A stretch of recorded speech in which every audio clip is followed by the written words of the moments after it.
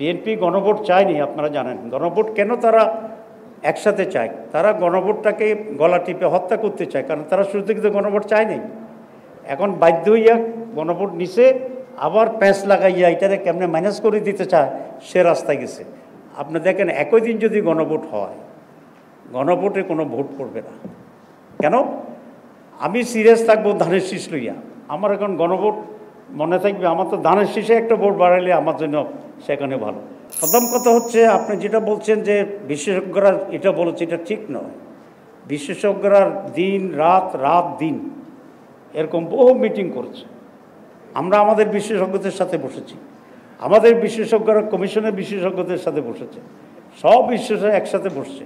তারা সকলে বসেই এই আদেশের সিদ্ধান্ত গ্রহণ করেছে। সুতরাং আপনি যেটা বলেছেন এটা বিশেষজ্ঞদের মত না, আমি যেটা বলেছি এখন এটাই বিশেষজ্ঞদের মত, এবং এটাই তারা সাবমিট করেছে। 2 নম্বর কথা হচ্ছে যে আমরা এগুলো আদায় করতে পারি, এটা পারবো কিনা। আমরা পারিনি, কে বলছে? নির্বাচন কি হয়েছে? আমরা কি করতে পারবো না পারবো, wait up to the election. আমাদের আন্দোলন হচ্ছে, আজকে তো 6টা মিছিল গেছে, 8টা মিছিল গেছে ইলেকশন কমিশনে, আপনি বোধহয় এটা টের পান নাই। আচ্ছা, সুতরাং we are in movement, number 1। Number 2, BNP সংস্কার চায়নি, সংস্কারের পর্যায়ে পৌঁছেছে। বিএনপি গণভোট চায়নি, আপনারা জানেন। গণভোট কেন তারা একসাথে চায়? তারা গণভোটটাকে গলা টিপে হত্যা করতে চায়, কারণ তারা শুরু থেকে তো গণভোট চায়নি। এখন বাধ্য হইয়া গণভোট নিছে, আবার প্যাঁচ লাগাইয়া এটারে কেমনে মাইনাস করে দিতে চায় সে রাস্তায় গেছে।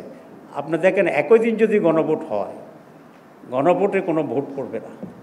কেন?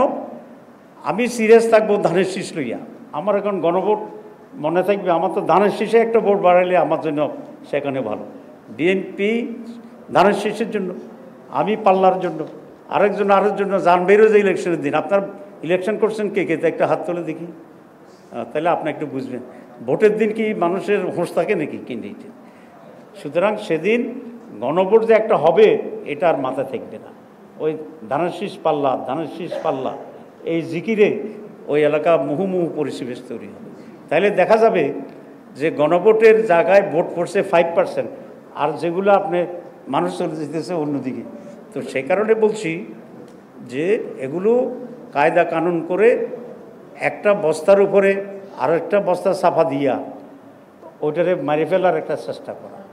তো যদি বিএনপি যে তার নোট অফ ডিসেন্ট বলছে, এগুলো যদি সন্নিবেশিত হয়, পাস না হয়, উল্টো হয়, তো তাহলে তো এই সংস্কারের প্রয়োজন নাই। এখন এটা শুরু টুড়ে বঙ্গোপসাগরে ফেলাই দেন, এত তাল বাহানা করার তো কোনো দরকার নেই। আপনি বলে দেন যে আমি কিছুই মানি না, তারপরে যেটা হবে। এটা অবশ্যই আজকে তারা কিছুটা বলছে যে এটা তারা কিছু মানবে না, দুঃখের সাথে বলছে, এই জন্য ধন্যবাদ।